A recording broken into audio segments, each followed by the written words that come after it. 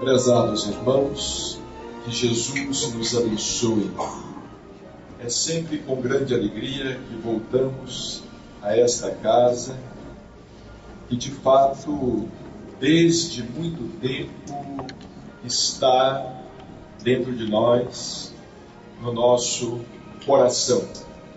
Durante muitos e muitos anos, convivemos em Uberaba com o nosso amigo Espartaco e com a nossa querida Dona Zita, nas visitas periódicas que efetuavam a Chico Xavier desde os tempos da comunhão espírita cristã.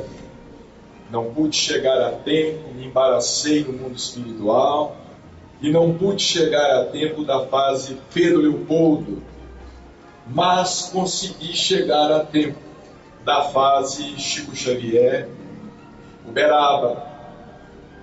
E esta casa, com todo o seu trabalho, com os seus atuais diretores, com o seu presidente, o seu vice-presidente, enfim, com todos aqueles que aqui cooperam nos mais diversos departamentos, esta casa, para nós, sempre repetimos, é um ponto de referência. Como também sempre repetimos, esta casa tem uma responsabilidade muito grande à frente do movimento espírita brasileiro, principalmente no campo da mediunidade, que é o assunto que nós vamos rapidamente desenvolver nesta manhã, porque Espartaco Guilard foi também um símbolo da mediunidade com Jesus, da mediunidade educada, disciplinada, da mediunidade direcionada como ela deve ser. O tema que nos foi proposto, o Livro dos Médiuns, 150 anos, educando a mediunidade. Eu preferiria colocar 150 anos educando o médium, porque a mediunidade, ela já nasce educada. A mediunidade é educada. O médium é que é deseducado. O médium é que necessita mais bem se orientar para que a mediunidade possa produzir tudo aquilo que dela se espera, tudo aquilo que o plano espiritual espera e tudo aquilo que nós igualmente esperamos. Allan Kardec foi extraordinário. Eu não consigo pensar em Allan Kardec sem me emocionar. Eu não consigo pensar nele como não consigo pensar também em Chico Xavier, como também não consigo pensar em Espartaco Guilard sem me emocionar. A figura de Allan Kardec me emociona.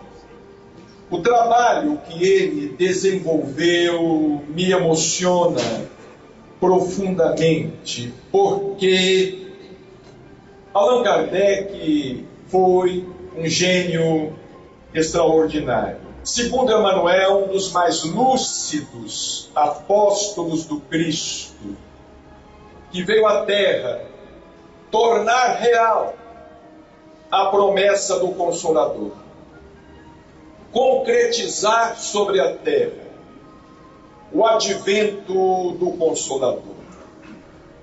Por que Allan Kardec me emociona? Allan Kardec me emociona quando o assunto é mediunidade, e não apenas mediunidade, mas falando hoje de mediunidade, Allan Kardec me emociona porque ele não perdeu o momento histórico. Allan Kardec foi fiel. Allan Kardec esperou durante 50 anos no corpo, e assim que foi chamado, atendeu, e começou a estudar os fenômenos das mesas girantes, naquela invasão organizada, segundo a palavra de Conan Doyle no livro História do Espiritismo, naquela verdadeira invasão organizada, planejada pelo mundo espiritual superior. Porque os espíritos que ditaram a codificação, eles não estavam entre nós. Eles não estavam nas imediações da crosta. Eles vararam diversas dimensões. Eles vieram da esfera crística. É claro que eles se valeram de alguns espíritos mais humanizados, de alguns espíritos mais próximos a nós. Mas o espírito da verdade, ele veio de uma esfera superior, porque o mundo espiritual até hoje não é espírita. E há 150 anos atrás, a doutrina espírita sequer existia nas dimensões espirituais mais próximas. A doutrina espírita, que é o Evangelho redivivo, a doutrina espírita impera nas dimensões mais altas. E foi de lá que ela chegou, que ela veio. E me emociona pensar que os espíritos se valeram inicialmente de um espírito batedor. Me emociona pensar que eles se valeram de um caixeiro viajante, desencarnado, em Hydesville, nos Estados Unidos da América, para promover ou começar a promover aqueles fenômenos. No dia 31 de março de 1848, fenômeno que foi pressentido por um grande sensitivo, por um grande médium, não espírita, porque então o espiritismo ainda não existia como doutrina codificada, mostrando que a mediunidade é anterior ao surgimento da doutrina espírita, porque a mediunidade é uma lei da natureza. Andrew Jackson Davis pressentiu que alguma coisa extraordinária estava acontecendo naquele dia, 31 de março de 1848, aquele espírito batedor se colocando em contato com as irmãs Fox. Não eram mais que meninas ainda brincando de boneca. Estabelecia-se ali o contato.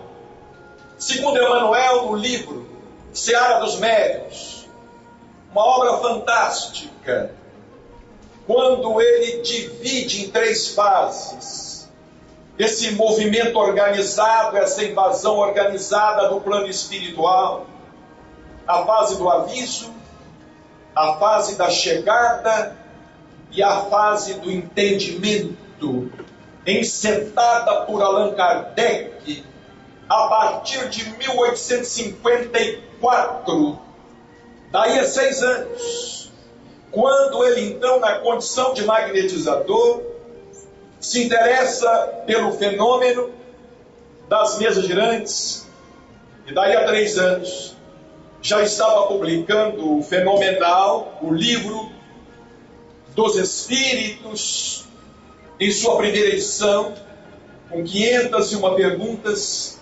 501 respostas, e os comentários valiosíssimos feitos por ele, porque Allan Kardec foi muito mais que um sistematizador, ele era um agente do plano espiritual encarnado.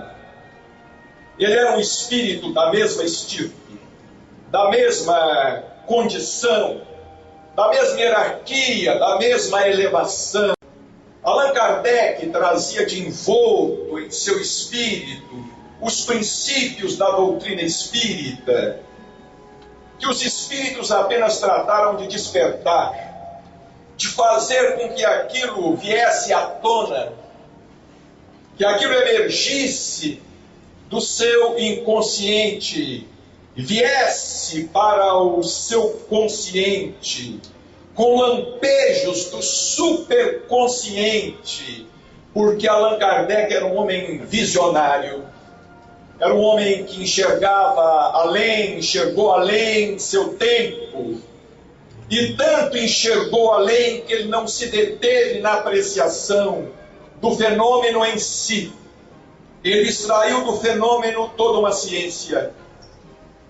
Ele extraiu do fenômeno, como Newton, como Isaac Newton extraiu, dizem, da queda de uma maçã, concebeu a lei da gravidade. Desde que o mundo é mundo, maçãs despencam, ou despencavam e despencam das macieiras. Mas nunca ninguém havia enxergado a queda de uma maçã como Newton, e ele estava ali. E ele não deixou passar aquele momento histórico. A mediunidade sempre existiu, mas não tínhamos um professor, Hippolyte Léon Denisard Rivaio. O plano espiritual fez várias tentativas. As religiões não podem se queixar, porque o plano espiritual tentou inicialmente com a própria Igreja Católica. Tudo já estava estruturado, mas os médiuns foram escorraçados, foram perseguidos pela Inquisição, foram queimados. No Oriente era impossível fazer com que a mediunidade florescesse de maneira mais racional e produtiva, porque as filosofias orientais anteriores ao aparecimento do próprio cristianismo, infelizmente, pararam no espaço e no tempo. Se apoiam em livros mediúnicos, como o Bhagavad Gita, por exemplo. Trata-se de um diálogo entre as duas vidas. É uma obra mediúnica. O próprio Siddhartha Gautama, o Buda, preocupou-se mais com a questão da iluminação interior, não deu tanto ênfase assim ao mundo espiritual e ao intercâmbio. O Cristo tentou, e tentou durante muitos séculos. Ele tentou nas Gálias com os druidas, mas as Gálias foram invadidas por Júlio César, e eu me lembro até hoje de uma história contada por Chico Xavier, dizendo que Jesus era para ter nascido nas Gálias. Eu me lembro até hoje dele nos dizer em Uberaba: meu filho, os cabelos do Cristo, a Nazarena, são os cabelos de um francês. Aquela cabeleira, os cabelos do Cristo partidos ao meio, são os cabelos de um francês.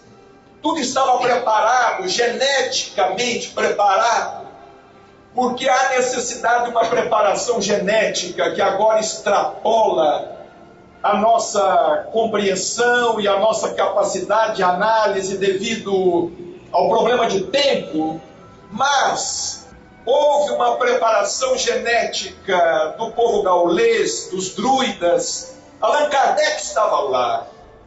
Era um povo que acreditava, aceitava a reencarnação e o intercâmbio com o mundo espiritual, promovia a cremação dos cadáveres, escrevendo bilhetes e colocando sobre os cadáveres a serem cremados, porque eles acreditavam que os recados através da mediunidade não vinham apenas do mundo espiritual para a terra, mas também podiam, como podem, ir da terra para o mundo espiritual, porque a mediunidade é uma via de mão dupla. Os espíritos podem vir, os médiuns também podem ir com limitações, podem ir. E tanto vamos que muitas vezes sonhamos, deixamos o corpo e entramos em contato com entes queridos desencarnados, com benfeitores espirituais, quando não somos perseguidos por adversários, por inimigos de outros tempos. Então voltamos depressa para o corpo, que é a nossa caverna, é onde nós nos escondemos da perseguição, é onde nós ficamos trancados dentro desta camisa de força que é o cérebro e que nos impede. Allan Kardec estava lá, então Chico Xavier nos disse assim: quando as trevas perceberam que o Cristo nasceria nas galhas, imaginemos como haveria de ser a cultura do Cristo nas galhas entre os druidas. A cultura daquele povo era uma cultura que já aceitava naturalmente a reencarnação. Não era a cultura dos escribas e dos fariseus, como, por exemplo, de Nicodemos, que não entendia o mecanismo da reencarnação, entendia a ressurreição, muito mais difícil de se entender e de se admitir racionalmente que a própria reencarnação. Mas, Senhor, como pode um homem adulto tornar a entrar no ventre de sua mãe? Era um dos homens mais cultos da época, fazendo pergunta de criança. Como disse o doutor Inácio, Nicodemos fazendo pergunta de criança a Jesus Cristo. O que nós poderíamos então esperar dos demais? O próprio Paulo de Tarso, campeão do Evangelho, ele teve dificuldade para assimilar a ideia reencarnacionista e chegou mesmo em sua epístola aos Hebreus a criar um certo embaraço para que se interprete a reencarnação claramente. Mas quando as trevas perceberam, segundo Chico Xavier, inspiraram Júlio César a invadir as Galhas. E quando os romanos invadiram as Galhas, porque os povos bárbaros, eles não se contentavam em escravizar fisicamente, eles queriam também escravizar culturalmente, escravizar moralmente. E os soldados vilipendiavam as mulheres, matavam os homens e estupravam as mulheres dos dominados, dos vencidos. E segundo Chico Xavier, foi isto que promoveu uma interferência na genética do povo gaulês, fazendo com que o plano espiritual mudasse, entre aspas, a sua programação, porque nós não acreditamos que nada se altere diante da presciência divina, mas, entre aspas, mudasse a sua programação. E o Chico então nos disse assim: por isso que ele foi para Galileia, que é diminutivo de Gália, nasceria nas Galhas, mas foi para Galileia, mas conservando, digamos assim, aquele biotipo, os cabelos, a Nazarena, partidos ao meio, como se fosse um francês. E foi pela mesma razão, nos diz Chico Xavier, que o plano espiritual suscitou Joana d'Arc, para que Joana d'Arc liderasse o povo francês na guerra contra a Inglaterra. Porque se a Inglaterra tivesse submetido a França, mais uma vez o plano espiritual teria que reprogramar, porque nós não teríamos o iluminismo. E se nós não tivéssemos o iluminismo, não tivéssemos o século das luzes, se nós não tivéssemos a Revolução Francesa, Allan Kardec não encontraria um solo espiritual propício como encontrou.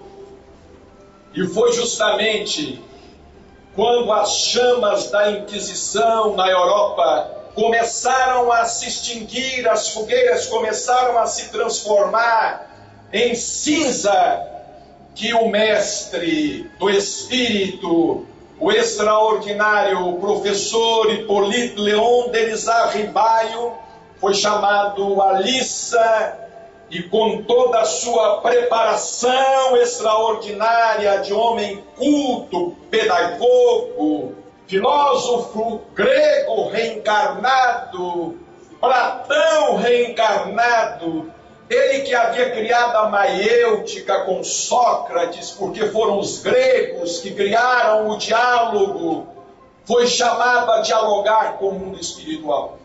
Foi chamado a entabular uma conversa com o mundo espiritual. Dessa vez, o empreendimento se coroaria de êxito. Dessa vez, o advento consolador se concretizaria e se concretizou com todos os esforços de Allan Kardec e de sua esposa extraordinária, Amélie Gabrielle Boudet, a doce Gabi, que o auxiliou e assessorou admiravelmente. Mas o que tem tudo isto a ver com mediunidade?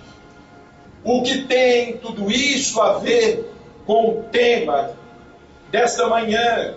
Tem tudo a ver, porque a doutrina espírita nasceu deste diálogo.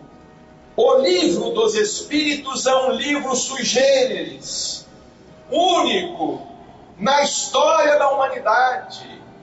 É um livro escrito entre os dois mundos. É uma obra que atesta a imortalidade, porque as respostas são de tal profundidade que não poderiam nem mesmo emergir do inconsciente das irmãs Boudin, não poderiam emergir do inconsciente daquelas meninas de Ruth, Celine Jafé, outra médium extraordinária, as três médiums principais que cooperaram com Allan Kardec, que havia recebido orientação explícita do mundo espiritual, que para a primeira edição de O Livro dos Espíritos não aceitasse o concurso de médiuns psicógrafos, porque o mundo espiritual sabe que o médium interfere, porque o mundo espiritual sabe que o médium participa. E hoje nós sabemos que essa participação é até mesmo desejável, desde que positiva. Por esse motivo, os médiuns inconscientes estão desaparecendo e cedendo lugar aos médiuns conscientes. Porque o plano espiritual não quer mais continuar fazendo mesas girar. Houve uma época que eles preferiram lidar com uma tábua do que lidar com a mente do homem. Eles acharam mais fácil fazer uma mesa levitar.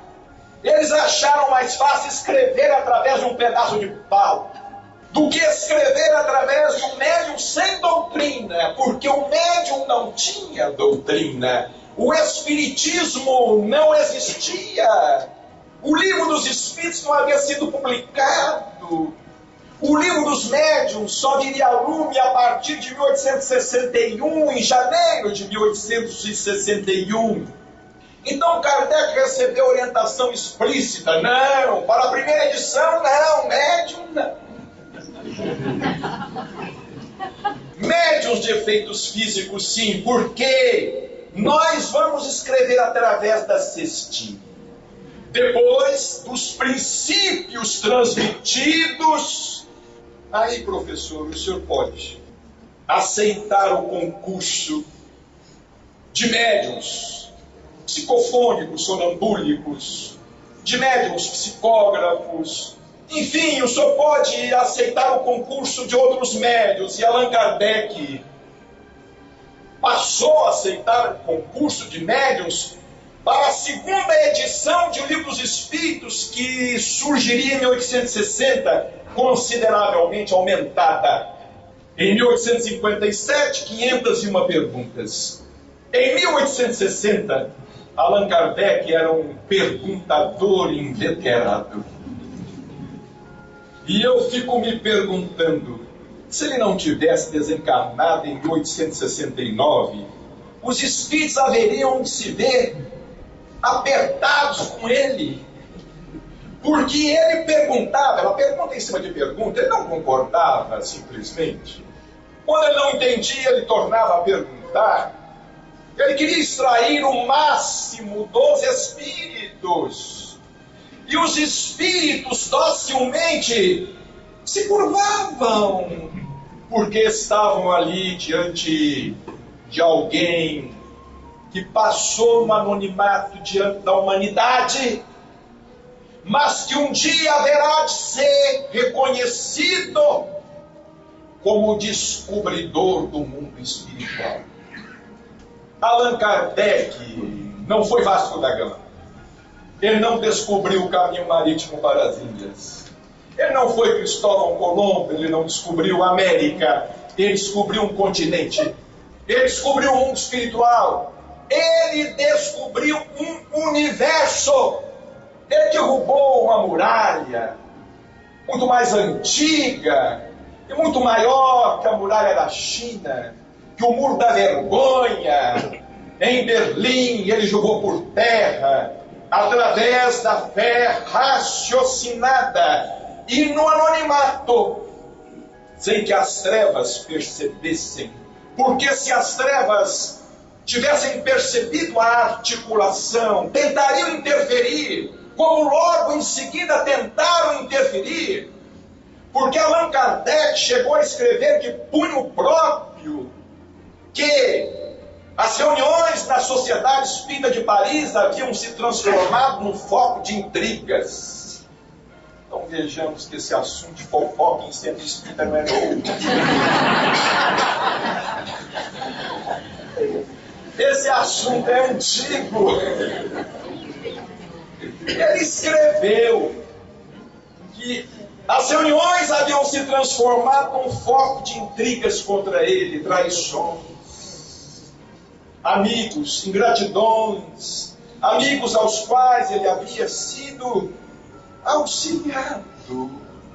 É sempre um homem com a sua imperfeição em toda parte, é sempre um homem como instrumento das trevas, porque nós não devemos temer as trevas, nós devemos temer o instrumento, nós devemos temer o médium das trevas, o instrumento, aquele que pode fazer instrumento para desunir, desagregar, confundir, perturbar, atrapalhar.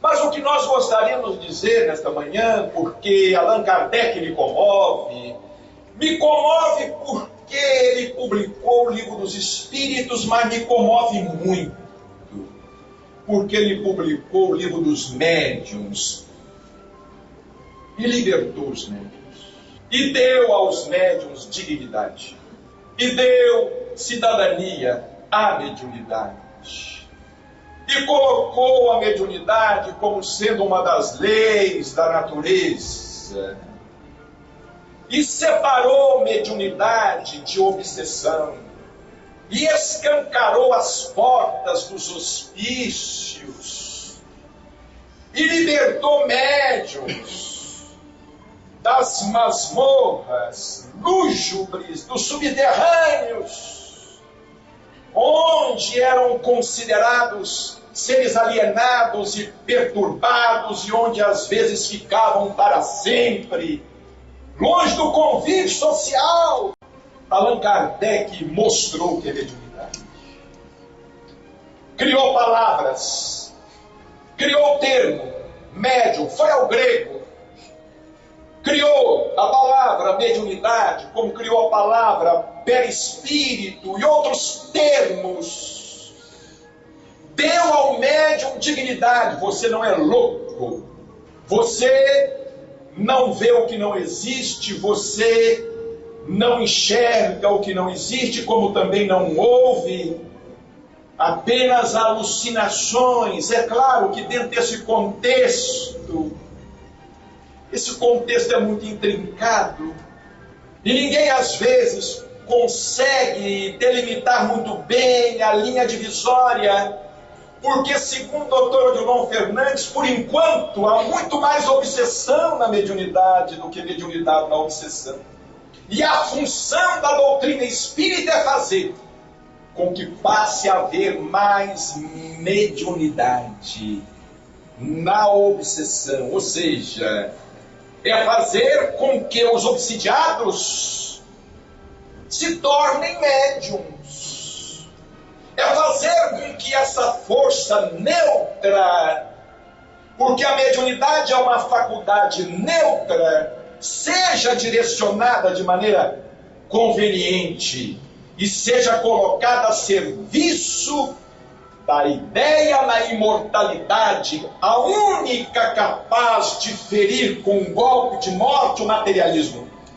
Esse confronto, nós estamos debaixo dessa guerra, crença na imortalidade contra o materialismo. O materialismo, segundo Kardec, é responsável pelas misérias sociais, pelas misérias morais, pela situação da humanidade. É o imediatismo, é o materialismo. A ideia espírita é fundamental para que o homem compreenda que é o artífice de si mesmo, é construtor do próprio destino, e ele necessita se tornar responsável, ele tem que tomar posse de semelhante verdade. Ele tem que entender que ele está na tarefa de esculpir a si mesmo, e que, segundo Emmanuel, no livro Pensamento e Vida, Jesus nos trouxe o figurino, Jesus nos trouxe o Evangelho, e nós precisamos talhar a nossa figura segundo Cristo nos trouxe no Evangelho. O valor de Allan Kardec extraordinário, como de outros que haveriam de sucedê-lo dentro do dinamismo natural da doutrina, porque por maior seja a nossa admiração pelo codificador, nós não podemos entender que ele tenha tido a pretensão da última palavra. Em Espiritismo existe a palavra de hoje, mas a última palavra nunca será dada, porque o dia em que alguém disser ou alguém proclamar que não existe mais nada a acrescentar ou a saber a respeito da verdade, nós estaremos decretando a falência da própria doutrina, cuja característica é a evolução. O Espiritismo é eminentemente evolucionista. E nós somos crianças, estamos aprendendo agora. Estamos aprendendo agora, estamos acordando agora. Quem mais sabe, nada sabe. Quem mais conhece, nada conhece. Sócrates o disse: só sei que nada sei. E alguém também já proclamou: eu troco tudo o que sei por 1% ou menos do que não sei. Mas vejamos bem, prezados irmãos, o esforço abençoado de Allan Kardec. Nós poderíamos dizer que a mediunidade é espírita? Não. Nós poderíamos dizer que a reencarnação é espírita? Não. Doutor Inácio Ferreira, muito amigo, espírito amigo, que sempre me faz sorrir, principalmente quando me percebe mais triste. Dias atrás me disse assim: meu filho, o mundo dos espíritos é muito grande. O mundo dos espíritos é tão grande que não tem tamanho. Mas o mundo dos espíritas é desse tamaninho assim. Doutor Inácio, o senhor está... quase que não existe. Meu filho, nós precisamos de pensar mais, estudar mais, abrir um pouco mais a cabeça e, sobretudo, o coração. Abrir um pouco mais o coração. Ninguém é doutor em espiritismo. E eu me lembro de Chico Xavier.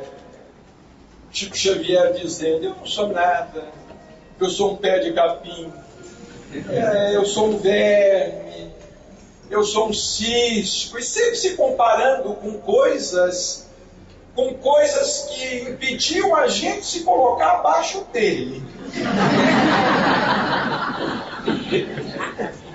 Certa vez ele se comparou a um cisco. Várias vezes, um dia eu perguntei a ele: Chico, mas se você se compara a um cisco, o que sobra pra gente? Ele sorriu. E sorria de saculejar. O que sobra? Isso é falta de caridade. Você precisa deixar. Fala que é ao menos uma pedra. Aí sobra pra gente um graveto, um cisco. Mas quando ele se comparava a um cisco, a um verme, a um pé de capim, quando ele falava que ele, se não fosse a doutrina espírita, ele seria um burro, dando coices nos outros, no meio do pasto, então que ele preferia continuar puxando a carroça, porque ele dizia assim: eu estou puxando a carroça, eu puxo a carroça. Dentro da carroça existem mensagens que não são minhas. Eu sou o burro que puxa a carroça.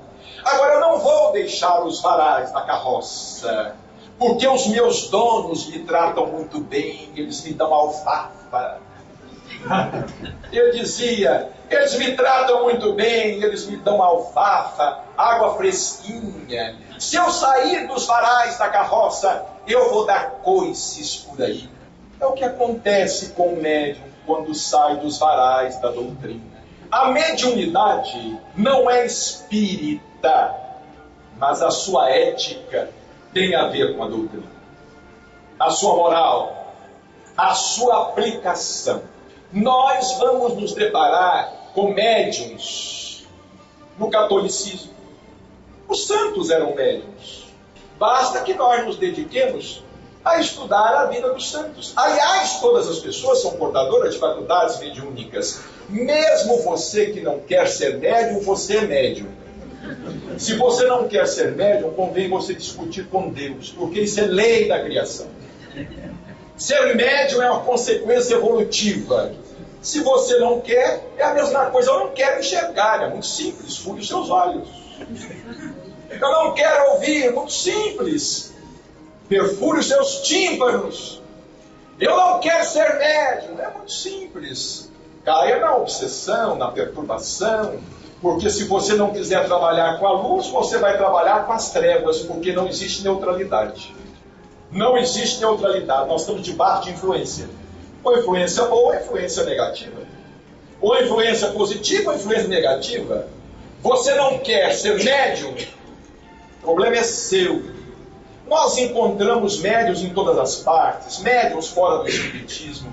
É por isso que nós, espíritas, Por isso que nós, adeptos da doutrina espírita, não podemos ser ortodoxos, não podemos ser fundamentalistas, não podemos dizer que estamos com a verdade absoluta, não podemos ter essa vaidade, não podemos ter esse personalismo. Nós precisamos entender a mediunidade no budismo, porque ela existe no budismo. Há pouco tempo, existe timidamente, mas existe. Eu estava lendo a autobiografia do Dalai Lama, um homem muito inteligente. E em sua autobiografia diz assim: eu não tomo nenhuma decisão importante sem consultar os espíritos dos ancestrais. Através de seus monges. A mediunidade está na igreja hoje, através do dom dos carismas. A mediunidade está na Umbanda. A mediunidade está no Candomblé. A mediunidade está nas ruas de São Paulo. A mediunidade está ali fora com aquele homem que passa conversando sozinho, aparentemente sozinho. Está com aquela senhora que está ali na esquina, penteando os cabelos como se estivesse olhando o seu porte de rainha diante de um espelho. De rainha que ela foi numa outra vida e que ainda pensa ser. A mediunidade está em toda parte, mas graças a Deus, na doutrina espírita, nós temos a mediunidade atrelada ao Evangelho. É isso que faz a diferença. A mediunidade só tem sentido quando é colocada a serviço do bem dos semelhantes. A mediunidade não tem sentido se você a coloca a serviço do seu ego, da sua vaidade.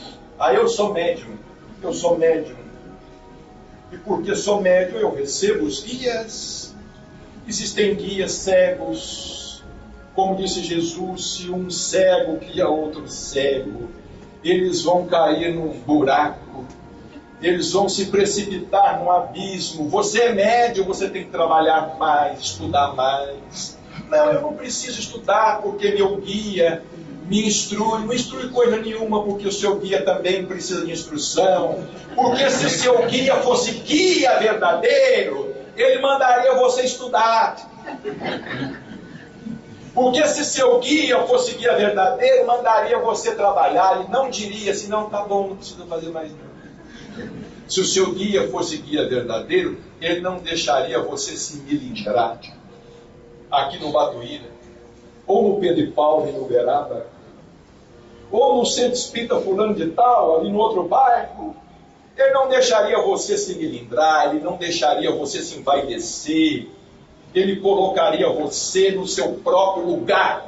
Mediunidade não é privilégio, mediunidade é oportunidade de trabalho. É uma concessão, é uma carta para trabalhar. Por isso que às vezes é muito difícil para o médium escutar certas coisas. Nos espanta os ouvidos. Muitas vezes, quando a gente escuta assim, médium fulano é autor de tantos livros, aquilo faz mal a gente. Doutor Inácio me aconselha, não ouça meu filho. Não ouça esse canto de sereia. Não ouça, porque senão você vai estragar a sua cabeça. Se você estragar a sua cabeça, é como estragar o violino. Como é que nós vamos tocar? Não pode. Doutor Inácio, então o que eu faço? Xingue a você mesmo.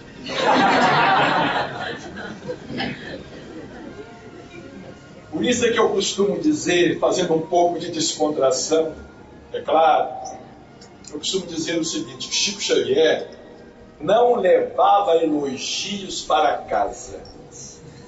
A gente não leva desaforo. Mas Chico não levava elogio. Quando alguém elogiava o Chico, mas como ele ficava alterado. Ele ficava nervoso. Não, absolutamente, não sou nada disto. Não tem nada disso, eu não falo nada, é tudo dos espíritos, não sou eu. E ficava bravo. Ele costumava ir no cemitério, desde que perdeu o corpo. Um dia eu perguntei a ele: Chico, por que você gosta de ir ao cemitério? porque é a cidade dos espíritos. Por que você gosta de ir ao cemitério? Por conta do silêncio, do recolhimento? Meu filho também, mas Emmanuel me ensinou isso desde o começo.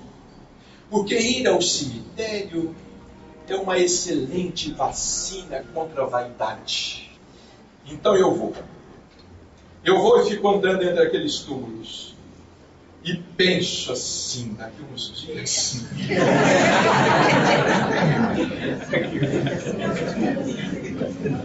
E pensando assim, eu não dou valor ao que é transitório, eu não deixo que isto me afete em trocados miúdos, para não nos alongarmos aqui excessivamente nesta manhã festiva, nesta semana promovida pelo Centro Espírita Patuíra. Nós precisamos entender realmente a mensagem da doutrina espírita. Todos nós. E precisamos, tanto quanto possível, nos esforçarmos por maior transparência, por maior coerência, por maior exemplificação. Não é fácil, é difícil. O homem velho reclama, não quer ceder. Vem aquela coisa dentro da gente, para a gente dizer um punhado de coisas aos outros, ofender, magoar, e para a gente incorporar uma vedete qualquer, ou incorporar alguma coisa qualquer que nos tire da realidade, mas nós temos que resistir, e resistir, e resistir, e isto só vai ser possível através do estudo que nos liberta, e que nos vai dar uma melhor dimensão da nossa ignorância, porque quanto a gente mais estuda, mais percebe que precisa estudar, e isto vai ser só possível através também do trabalho, da dedicação, como Chico Xavier. Eu me lembro, nós estávamos na Comunhão Espírita Cristã certa vez, estávamos lá, e um dia ele fez o seguinte comentário: eu tenho orado a Jesus, eu tenho pedido a Jesus, porque eu gostaria de desencarnar me confundindo com pó. Eu gostaria de desencarnar me confundindo com pó. Nunca me esqueci, sempre pensei nisso. E Jesus ouviu as preces de Chico, porque na verdade ele foi desencarnando aos poucos. O seu corpo foi encolhendo, foi mirrando, cada vez mais. E quando ele desencarnou, ele praticamente não tinha carne para deixar. Ele só tinha um esqueleto. Praticamente ele desencarnou confundindo-se com pó, conforme ele gostaria de desencarnar e conforme ele nos disse que vivia pedindo a Jesus, o maior fenômeno mediúnico da história da humanidade, um dos maiores nomes da espiritualidade da Terra em todos os tempos, porque aqueles que dizem que Chico Xavier foi apenas e tão somente um médium não sabem o que estão falando, não conseguiram vê-lo mais proximamente, como nós tivemos oportunidade durante 25 anos, mais de perto, inclusive frequentando a sua casa e vendo a autenticidade daquele homem que um dia me pegou pela mão, e a Márcia, minha esposa, chorando, nos levou até o fundo do quintal para mostrar a sepultura da fofa, da cachorrinha de estimação, que havia desencarnado e que ele havia embrulhado numa matilha, que havia ganhado uma senhora e havia aterrado ali no quintal e depositado uma flor, um beijo vermelho sobre a sepultura de fofa, e ficou ali durante vários minutos chorando, agradecendo àquela amiga que fez durante tanto tempo com que os seus dias fossem menos solitários, fossem menos sofridos. Que Jesus nos abençoe e que nós possamos agradecer a Allan Kardec por esta obra fantástica que veio nos trazer dignidade, que veio nos dar uma oportunidade de trabalhar para que o reino de Deus se faça sobre a terra, trabalhar com as nossas limitações e imperfeições, mas trabalhar, porque nós temos uma doutrina que não nos exige nada, dizia Chico. Nós estamos uma doutrina que nada nos pede, mas justamente porque nada nos pede, nós nos sentimos na obrigação de dar a ela alguma coisa. Nós precisamos ser mais compromissados com o ser espírita. Nós precisamos ser mais compromissados com a causa espírita. Nós precisamos ser mais compromissados com a mediunidade. Porque quem precisa de educação não é a mediunidade, é o médium. Muita paz. E Jesus nos abençoe.